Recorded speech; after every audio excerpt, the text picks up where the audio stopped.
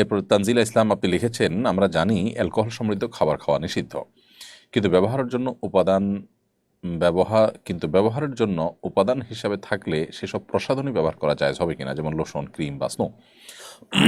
বোন তানজিলা ইসলাম, আমরা যে সমস্ত প্রসাধনী ব্যবহার করি, এই প্রসাধনীগুলোতে অনেক প্রসাধনীতে হারাম উপাদান রয়েছে, যেগুলো ব্যবহার করা আমাদের জন্য জায়েজ নয়।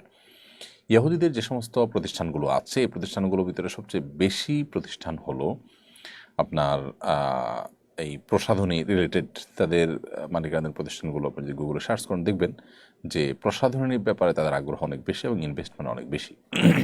এখানে হারাম উপাদান খুব সূক্ষ্মভাবে মেশানো হয়। শুকরের অনেক কিছু থাকে যেগুলো আসলে আমরা অনেকে জানিও না। আর দ্বিতীয়ত হলো, মনে করি যে এখানে আর হালাল হারামের কী আছে।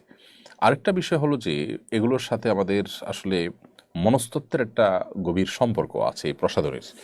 তো এখানে আসলে এমন কিছু উপাদান থাকে যেগুলো আমাদের মনস্তত্ত্বকে নিয়ন্ত্রণ করা হয় বা ধর্মহীনতার দিকে ধাবিত করা হয়। বিষয়টা জাস্ট কোনো ধারণাপ্রসূত বিষয় না, এটার উপরে বহু গবেষণা রয়েছে, বহু আপনার বই পুস্তক রয়েছে, বহু আর্টিকেল আপনি অনলাইনেও পাবেন অথেন্টিক এবং সংশ্লিষ্ট বিষয় যারা বিশেষজ্ঞ তাদের।